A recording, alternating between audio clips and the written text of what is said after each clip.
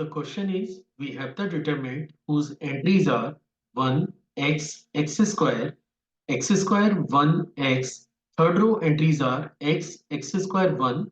And we have to prove that this is equal to 1 minus x raised to the power 3 and total raised to the power 2.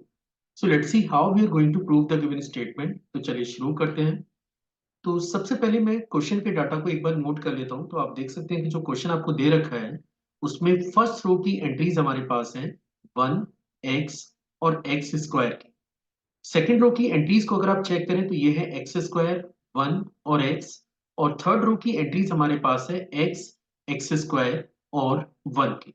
ठीक है। अब देखिए, जैसा कि question में दे रखा है कि आपको ये प्रूफ करना है कि ये जो डाटा है, ये जो डिटरमिनेंट है, इन केस अगर आप इसे सिंप्लीफाई करते हैं तो सिंप्लीफाई करके आपको मिलेगा 1 minus x raise to the power 3 और total raise to the power 2। अब अगर आप इसे डायरेक्टली डिटरमिनेंट को सॉल्व करेंगे तो मतलब ये थोड़ा सा कॉम्प्लिकेटेड हो सकता है।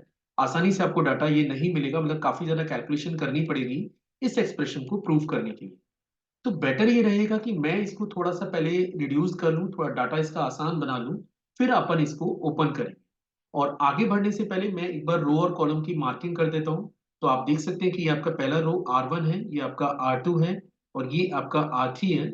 ये आपका पहला कॉलम C1, ये आपका C2 और ये आपका C3।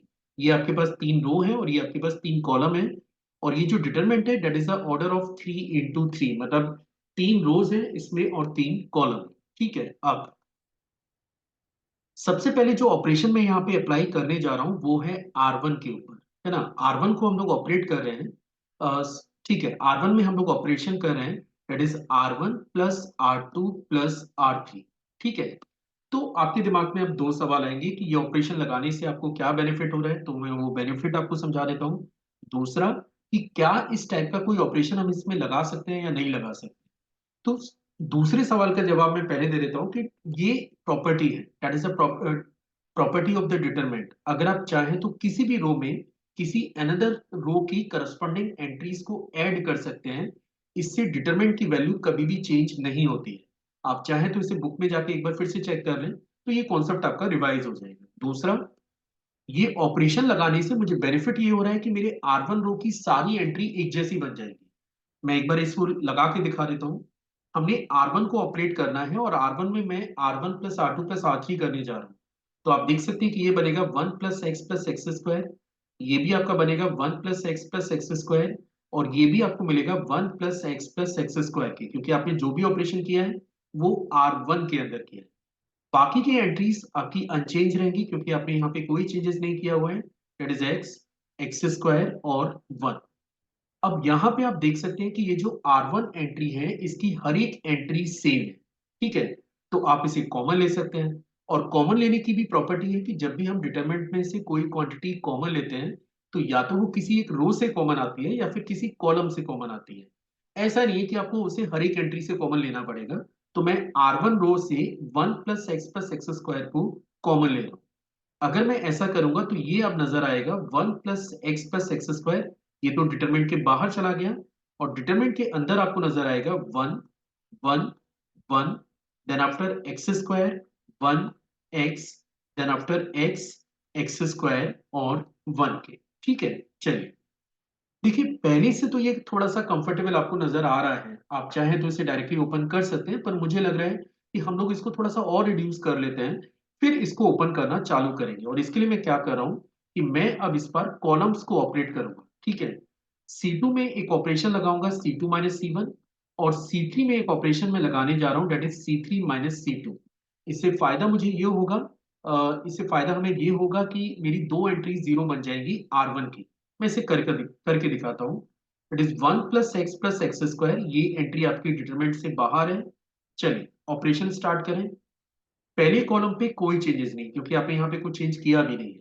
सबसे पहले C2 की बात करें तो C2 में मुझे ऑपरेट करना है C2 माइनस C1। तो 1 माइनस 1, ये 0। ये आपका 1 माइनस एक्स स्क्वायर।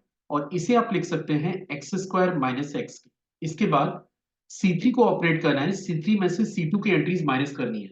ऐसे बेटर रहेगा कि आप पहले C3 अप्लाई करें उसके बाद C2 अप्लाई करें, जिससे कंसेप्चुअली आपको कोई मुश्किल ना आए। तो 1 माइनस 1 0, इसके बाद x माइनस 1 और इसको हम लोग लिख सकते हैं 1 माइनस एक्स स्क्वायर के। ठीक है, चलिए अब आप देख सकते हैं कि अगर मैं C2 कॉलम और C3 कॉलम पे फिर से फोकस करूं तो यहां से भी कुछ डाटा कॉमन आ सकता है। तो पहले तो मैं इसे ब्रेक कर लेता हूं जिससे आपको कॉमन लेने में मुश्किल ना आए। हम लोग इसे लिखेंगे 1 एक्स स्क्वायर एक्स, ये 0, 1 minus x into 1 plus x, और यहाँ पे x मैंने कॉमन ले लिया, डेट इज x-1। इसके बाद 0 x-1, और यहाँ पे हम लोग इसे लिख पाएंगे 1 minus x into 1 plus x. मैंने यहाँ पे ए स्क्वायर माइनस बी स्क्वायर के फॉर्मूले को अप्लाई किया है। अब आप देख सकते हैं कि अगर आप चाहें तो यहां से x-1 कॉमन ले सकते हैं और यहां से भी x-1 कॉमन ले सकते हैं, मतलब C2 कॉलम से भी x-1 बाहर लिया जा सकता है और C3 कॉलम से भी x-1 को आप बाहर कर सकते हैं। तो फाइनली आपको मिलेगा x-1 का whole square into 1 plus x square, है ना। ये डाटा आपका डिटरमिनेंट के बाहर है और डिटरमिनेंट के अंदर की एंट्रीज 1 एक्स स्क्वायर एक्स, इसके बाद 0, क्योंकि आपने x-1 बाहर लिया है तो ये मिलेगा -(x+1), और इसके बाद यहाँ पे केवल x बचेगा। इसके बाद दिस इज 0, ये आपका 1, और यहाँ पे आपको लिखना है -(x+1) के। ठीक है, अब आप देख सकते हैं कि अब ये डिटरमिनेंट काफी ज्यादा कंफर्टेबल हो चुका है क्योंकि ऑलरेडी दो क्वांटिटीज तो आपकी जीरो ही बन गई है। अब अगर आप इसे R1 के रेस्पेक्ट में ओपन करेंगे तो आपको बहुत ज्यादा कैलकुलेशन नहीं करनी है। तो आप देख सकते हैं कि अब आपको मिलेगा x-1 का whole square into x square plus के x+1 ब्रैकेट क्लोज्ड। इसके बाद सबसे पहले इसको इससे मल्टीप्लाई करना है और x को 1 से मल्टीप्लाई करना है। तो फाइनली ये बनेगा x+1 का होल स्क्वायर और माइनस एक्स के, और आगे की सारी क्वांटिटीज आपकी जीरो बन जाएगी क्योंकि आपने इसे R1 के रेस्पेक्ट में ओपन किया है। चलिए फर्दर ओपन करें। इसे लिख सकते हैं x-1 का whole square, that is x square plus के x+1, और इसको सॉल्व करके भी जनरेट होगा एक्स स्क्वायर प्लस के x+1। या फिर आप इसे लिख सकते हैं x-1 into x square plus के x+1 और total raise to the power 2, और ये जो एक्सप्रेशन है that is actually the formula of a cube minus b cube. Means x³ - 1 को अगर आप ओपन करेंगे तो ये बनता है x-1 x square plus 1 plus x के, यानी कि ये बन गया x³ - 1 का whole square, and that is the right hand side for the given determinant. तो आप देख सकते हैं कि यहाँ पे 1 - x raise to the power 3 का होल स्क्वायर लिखा हुआ है तो उससे फर्क नहीं आएगा। आप चाहें तो इसको इंटरचेंज भी कर सकते हैं क्योंकि स्क्वायर है। तो चाहे आप x-1 का होल स्क्वायर लिखें या 1 - x raise to the power 3 का होल स्क्वायर लिखें, दी बोथ आर सेम।